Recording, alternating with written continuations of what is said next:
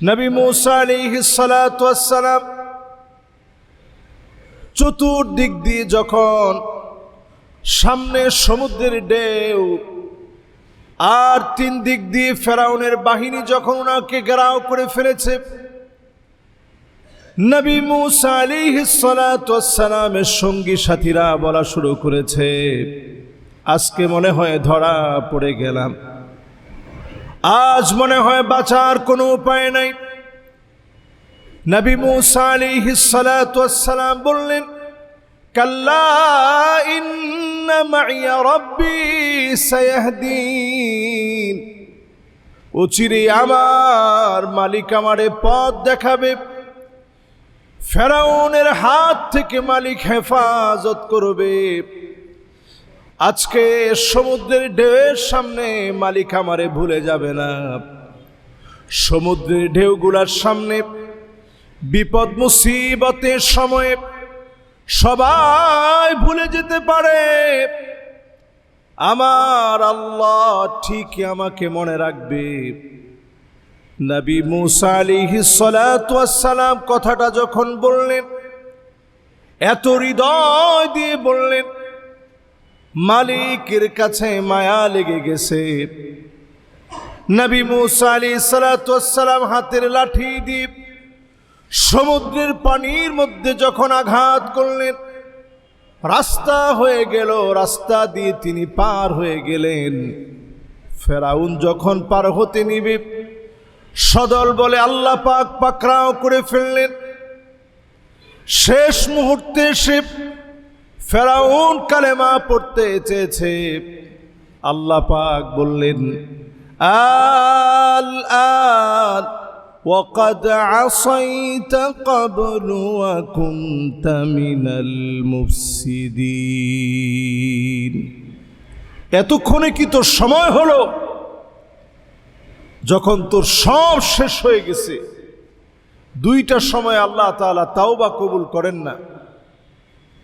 একটা হচ্ছে সূর্য যখন তার শিডিউল চেঞ্জ করে ফেলবে, সূর্য এখন উঠে কোন দিক থেকে আর অস্তমিত হয় কোন দিকে। সূর্য যেদিন পশ্চিম দিকে উঠে যাবে, সব মানুষগুলো আল্লাহর কাছে তওবা করবে, আল্লাহ মাফ করে দেন, আল্লাহ আমাদের অনেক ভুল হয়েছে, অনেক অন্যায় হয়েছে, মাফ করে দেন। ওই দিন আল্লাহ রাব্বুল আলামিন কারো তওবা সেদিন কবুল করবে না। আরেকটা সময় আল্লাহ তাআলা তওবা কবুল করেন না, মৃত্যুর যন্ত্রণা যখন শুরু হয়ে যায়, নাক দিয়ে যখন গড়গড় করে আওয়াজ বের হয়, ওই সময় তওবা করলে আল্লাহ তওবা কবুল করেন না। ফেরাউনও তওবা করছে, আল্লাহ আমি নবী মূসা যেভাবে ঈমান আনছে আমি ওইভাবে ঈমান আনি, আল্লাহ আমারে মাফ করো।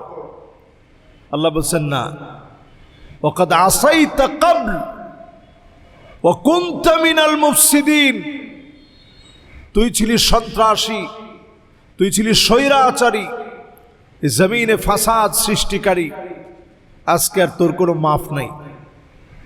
সেই জায়গাতে আল্লাহ রাব্বুল আলামিন নবী মূসা আলাইহিস সালামকে হেফাজত করেছেন মাজদুল্লাহ, আল্লাহর অনুগ্রহ দিয়ে। এই সেই মুহররম মাস, এই মুহররমের দ্বিতীয় যে অক্ষরটি রয়েছে মিমের পরে হা, হিলমুল্লাহ, আল্লাহ তাআলা এই মাসে মানুষকে ধৈর্য শিক্ষা দেন। যত নবী আম্বিয়া আলাইহিস সালামদের ঘটনাগুলো ঘটছে, আপনি একটু চিন্তা করে দেখবেন কি পরিমাণ পরীক্ষা দেওয়ার পরেও নবীরা ধৈর্য হারায় ফেলে নেই। আমরা সামান্য থেকে সামান্য বিপদ হলে আমরা ধৈর্য হারায় ফেলি,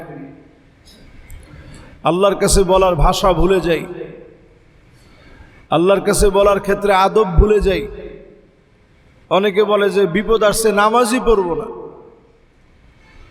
আল্লাহ এত মানুষের দেখে, শুধু আমারই বিপদ দেয়, আজকে থেকে নামাজ ছেড়ে দিলাম।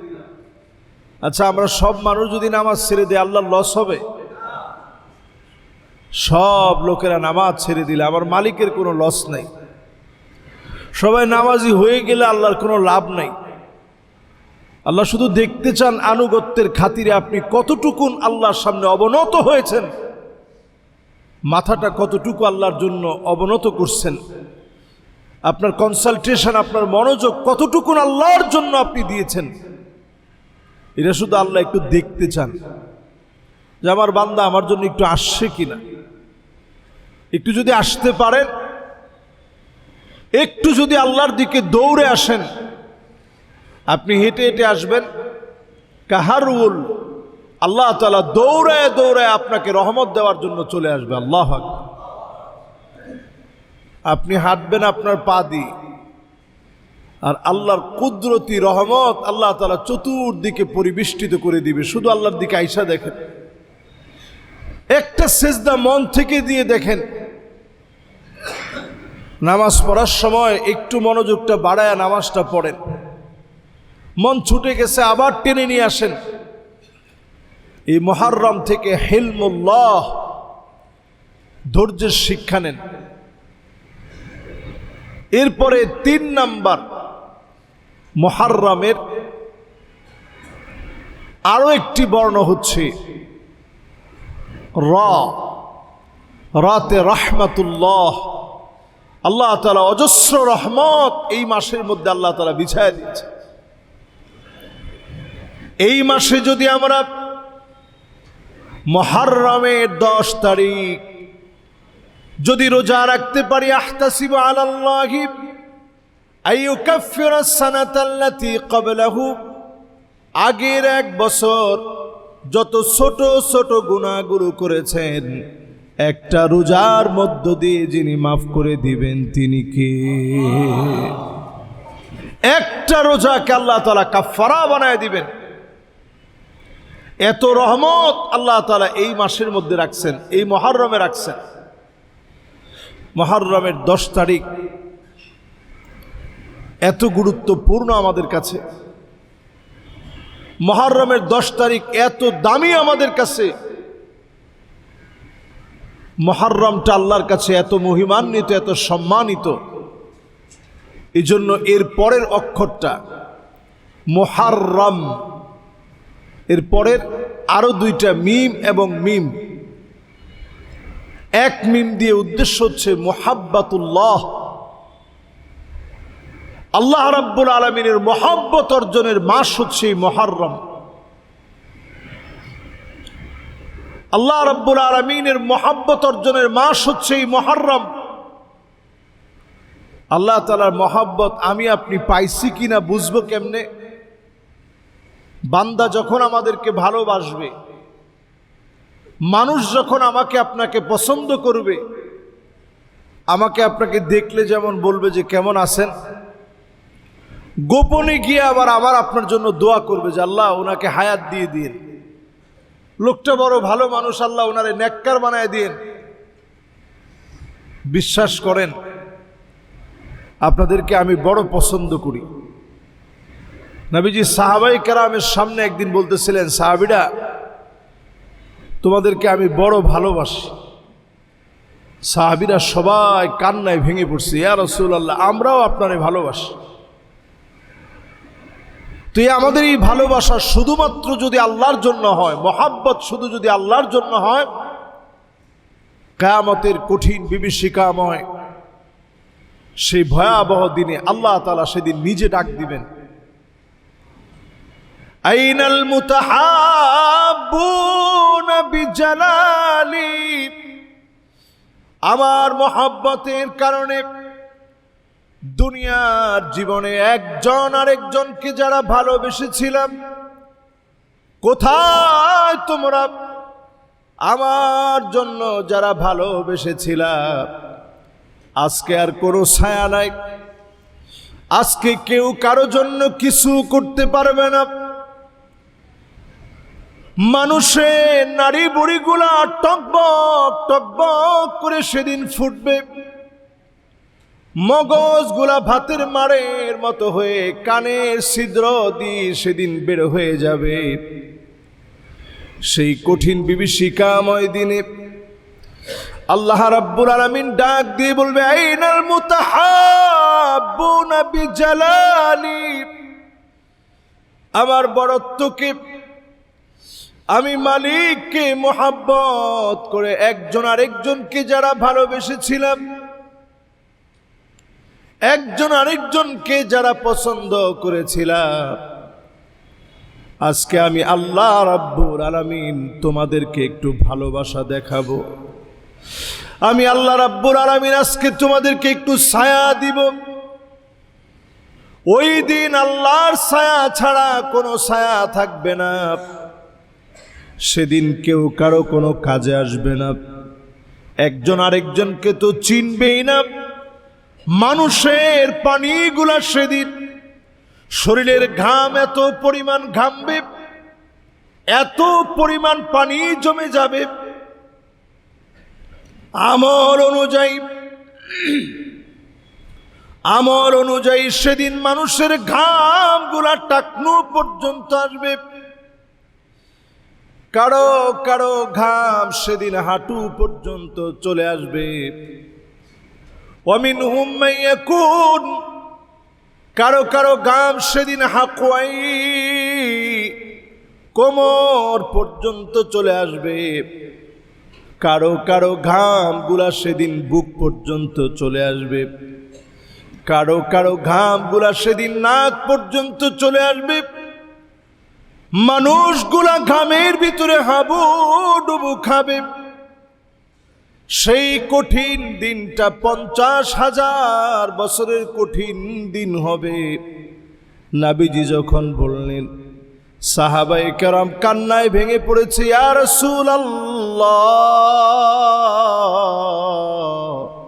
সাল্লাল্লাহু আলাইহি ওয়াসাল্লাম, এই 50,000 বছর দুনিয়ার 50,000 নাকি? নবীজি বলে, না না, দুনিয়ার 50,000 না।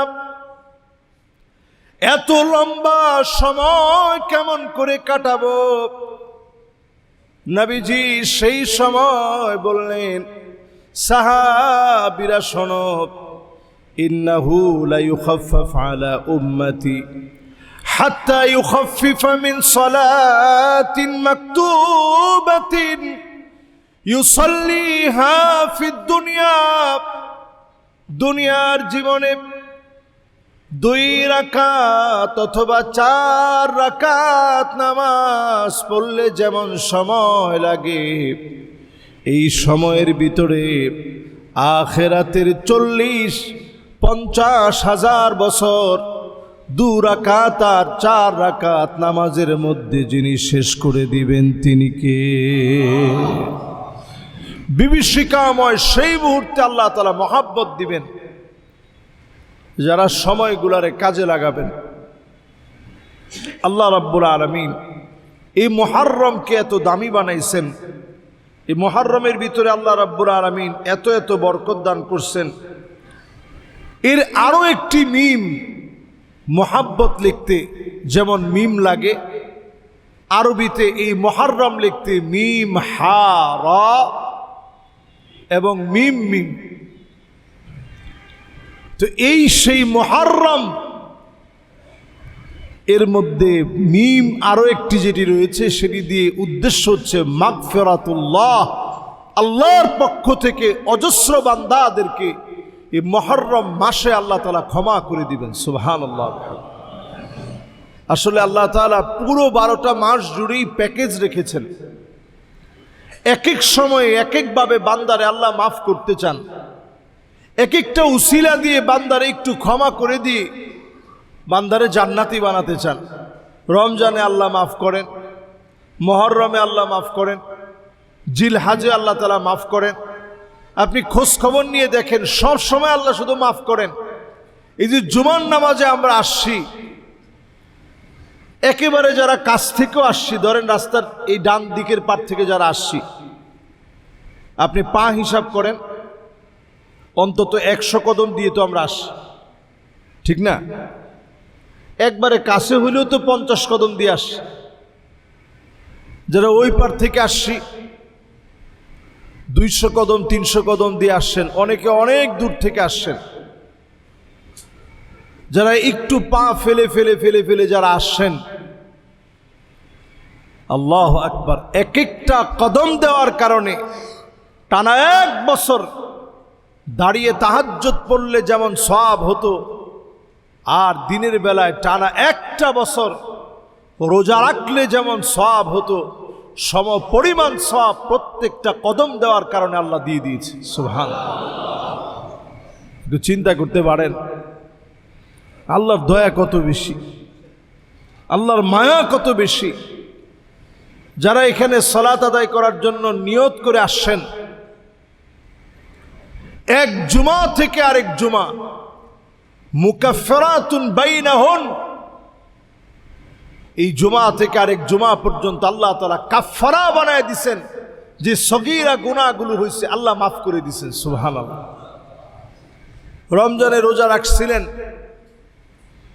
নিয়ত করছেন আল্লাহ আবার রমজান পেলে রোজা রাখবো, আল্লাহ হায়াতটা আপনি বাড়ায় দিয়েন। এই মাঝখানের সগীরা গুনাহগুলো আল্লাহ তাআলা মাফ করে দিয়েছেন। সুবহানাল্লাহ। যারা আরাফার দিবসের রোজা রাখছেন, আগের এক বছর পরের এক বছরের গুনাহ আল্লাহ তাআলা মাফ করে দিয়েছেন। সুবহানাল্লাহ। এখন আবার আশুরায় যারা রোজা রাখবেন, 10ই মুহররম, আজকে যেহেতু 3 তারিখ, আগামী জুমাবার মুহররমের কয় তারিখ? 10 তারিখ। তো 10ই মুহররম আমরা শুধু একটা রোজা রাখবো না, হয় 9, 10 অথবা 10, 11। এই রোজা যারা রাখবে আল্লাহ তাআলা আগের একটা বছরের গুনাহ আল্লাহ তাআলা মাফ করে দিবে। সুবহানাল্লাহ। আল্লাহ তাআলা চান বান্দারে মাফ করতে। মাগফিরাতুল্লাহ, ক্ষমার এক অনন্য মাস হচ্ছে এই মুহররম। আল্লাহ তাআলা প্রতিনিয়তই বান্দারে ক্ষমা করতে চান। এই যে চুপি চুপি একটু আল্লাহর সাথে কথা বলেন, মোনাজাত করেন, আল্লাহ আপনারে মাফ করে দিতে চায়। রাস্তা থেকে একটা কষ্টদায়ক বস্তু আপনি সরায় দিলেন, আল্লাহ তাআলা আপনারে মাফ করে দিতে চায়। একজন মানুষের মুখে একটু হাসি ফুটায় দিলেন, সবসময় টাকা দিয়ে হাসি ফুটাতে হয় না। আপনি সুন্দর একটা কথা বললেন, সান্ত্বনা দিলেন একজন মানুষকে, এতটুকুনের কারণেও যিনি আপনার গুনাহ খাতা মাফ করে দিয়ে ওই দিনের সবচেয়ে সওয়াবের কাজ, ওই কাজকে বানায় দিতে পারেন, তিনি কি? হাদিসের মধ্যে আসছে, নবীজি সাল্লাল্লাহু আলাইহি সাল্লাম বলছেন, ইন্না মিন আবাররিল বির আই ইউদখিলা সুরুর ফি কলবি আহাদিকুম, কারো অন্তরের ভিতরে একটু আনন্দ প্রবেশ করিয়ে দেয়া ওই দিনের সবচেয়ে সওয়াবের কাজ, ওই দিনের সবচেয়ে সওয়াবের কাজ হিসেবে গণ্য হবে। একটু যদি আরেকজন মানুষের মুখে হাসি ফুটাতে পারেন, চেষ্টা করবেন মানুষকে যেন সুন্দরভাবে, সুন্দর সম্বোধনে, সুন্দরভাবে মানুষের সামনে কথা বলার ক্ষেত্রে সম্বোধন যেন সুন্দর হয়, সম্বোধন যেন আকর্ষণীয় হয়, মানুষকে কষ্ট দিয়ে না, মানুষকে আনন্দ দিয়ে কথা বলবেন। এটা একজন নেককার মানুষের বৈশিষ্ট্য। নবীজি কখনো না বলতে পারতেন না, নবীজি না বলতে পারতেনই না। শুধু যদি লা ইলাহা ইল্লাল্লাহ, আল্লাহ ছাড়া কোনো ইলাহ নাই, এখানে তো নাস, আল্লাহ ছাড়া কোনো ইলাহ নাই, যেহেতু না আছে এমন কিছু জায়গা ছাড়া নবীজি না বলতেই চাইতেন না। যে কোনো কিছু বললেই পজিটিভলি নবীজির কষ্ট হলেও বলতেন ঠিক আছে। কেউ নবীজির হাত ধরলে ততক্ষণ নবীজি ছাড়তেন না যতক্ষণ ওই ব্যক্তি না ছাড়ত। সুবহানাল্লাহ। আচ্ছা, আমাদের ভিতরে কি এখন এই বৈশিষ্ট্য আছে? কেউ আমাদের সঙ্গে দেখা করতে আসলে আমরা বরং একটু বিরক্তই হই, যে লম্বা সময় তার জন্য আমার নষ্ট হয়ে গেল। আর নবীজি সাল্লাল্লাহু আলাইহি সাল্লাম আগন্তুক আসলে নবীজি তার চেহারার পানে তাকায় থাকতেন। খায়বারের প্রান্তে একজন রাখাল আসছে, নবীজি সাল্লাল্লাহু আলাইহি সাল্লামকে কোনোদিন দেখে নাই, দূর থেকে আইসা দেখতেছে, নবীজি কাছে টানলেন, ডাক দিয়ে বললেন আসো। রাখাল অবাক হয়ে গেছে, হাতের মধ্যে লাঠি, এবড়ো থেবড়ো চুল। অবাক হয়ে বললেন, আমার মতো সামান্য একটা মানুষকে আপনি কাছে রাখতেছেন? নবীজি বললেন আরো কাছে আস। রাখালের ভিতরে দুমড়ে মুচড়ে গেল, আমার মতো একটা রাখাল রে এই পৃথিবীর শ্রেষ্ঠ সুন্দর মানুষটা কাছে রাখতেছে, কোনো ঘৃণা করে নাই। নবীজি বললেন আরো কাছে আস। নবীজি জিজ্ঞাসা করলেন কি করো তুমি? বললেন আমি ছাগল চড়াই। নবীজি নাম জিজ্ঞাসা করলেন, তিনি বললেন আমার নাম আসওয়াদ বিন গালিব। এবার নবীজিকে নাম জিজ্ঞাসা করলেন, নবীজি নাম বললেন আমার নাম মুহাম্মদুর রাসূলুল্লাহ সাল্লাল্লাহু আলাইহি সাল্লাম। বলছেন আপনি কি করেন? নবীজি বললেন আমি মানুষকে জান্নাতের পথ দেখাই। সুবহানাল্লাহ। তো রাখাল মানুষ, উনি বললেন জান্নাতটা কি? নবীজি বললেন জান্নাতটা হচ্ছে মালা আইনুন রাআত ওয়ালা উযনুন সামিআত ওয়ালা খাতারা আলা কলবি বাশার। জান্নাতটা হচ্ছে এমন যেটা মানুষ চোখে দেখে নাই, কল্পনা করতে পারে নাই, কোনোদিন শুনেও নাই যে এত সুখ এত শান্তি থাকতে পারে, হতে পারে। এরকম এক সুখময় ঠিকানার নাম হচ্ছে জান্নাত। উনি শোনা মাত্র বললেন আমার মতো রাখালকে কি আল্লাহ তাআলা এরকম জান্নাত দিবে? নবীজি বলছেন হ্যাঁ দিবে, যদি তুমি কালেমা পড়ো। সাহাবী কালেমা পড়া মাত্রই বললেন জান্নাতটা যদি আমি একটু পেতাম। নবীজি বললেন ওই খায়বারের প্রান্তে যুদ্ধ হচ্ছে, তুমি চলে যাও, ওই প্রান্তেই আজকে তোমাকে আল্লাহ রাব্বুল আলামিন জান্নাতের ফয়সালা করে দিতে পারে। সুবহানাল্লাহ। আসওয়াদ বিন গালিব আর এক মুহূর্তের জন্য দেরি করে নাই, খায়বারের প্রান্তে চলে গেলেন। প্রাণান্তকর লড়াই শুরু হয়ে গেল। লড়াইয়ে লড়াইয়ে আসওয়াদ বিন গালিবের বুক চিড়ে তীর এসে শহীদ হয়ে গেলেন। নিথর দেহটা শহীদ হয়ে খায়বারের প্রান্তে পড়ে রইল। কেউ চিনে না, কেউ জানে না। নবীজি এসে দেখা মাত্র দুইটা চোখ থেকে পানি ছেড়ে দিলেন। সাহাবায়ে কেরাম বলেন ওগো নবীজি আপনি কি চেনেন? আল্লাহর নবী বলেন একটু আগে আমার আসওয়াদ বিন গালিব আমার কাছে এসেছিল আল্লাহর জান্নাত পাওয়ার জন্যে। আজকে আসওয়াদ বিন গালিব দেরি হয় নাই, কালেমা পড়ার পরে আর সময় পায় নাই। আল্লাহ পাক আসওয়াদ বিন গালিবকে আল্লাহর জান্নাতের জন্য কবুল করে ফেলেছে। আল্লাহ তাআলা কখন কারে কবুল করবে আমরা কেউ জানি না, তেমন কিছু করতে পারে নাই, কিন্তু আল্লাহর দ্বীনের জন্য চলে গেছে, আল্লাহ কবুল করে ফেলছেন। এই জন্য প্রিয় ভাইরা আমার, মাগফিরাতুল্লাহ ক্ষমার জন্যে এই অনন্য সময় আল্লাহ তাআলা আমাদেরকে আপনাদেরকে দান করছেন। আমরা এই মুহররমের সময়গুলারে কাজে লাগাই। আরবি নতুন বর্ষকে মনে করি আমার জীবন পরিবর্তনের বর্ষ। আমরা এই হিজরি সনটাকে মনে করি নবীজি যেমন হিজরত করে মক্কা থেকে কোথায় গিয়েছিলেন, এবং এই সফরটা যদি না হতো 10টা বছরের কোরবানির কারণে আবার আল্লাহ তাআলা মক্কার ভিতরে নবীজিকে শাসক বানায়া ক্ষমতা দিয়ে আল্লাহ তাআলা পাঠায় দিয়েছেন। এই হিজরতের মাধ্যমে মুসলমানদের মোড় পরিবর্তন হয়েছে, আমল পরিবর্তন হয়েছে। এই হিজরত মুসলমানদের সবচেয়ে গুরুত্বপূর্ণ একটি অধ্যায় মুসলমান জীবন যাপনে।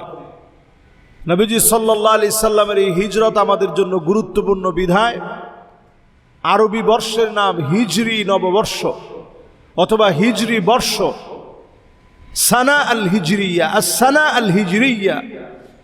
এই হিজরি বর্ষে আমরা যেন অন্তত খবর রাখি যেটা মুহররম, মুহররমের পরের মাসের নাম কি?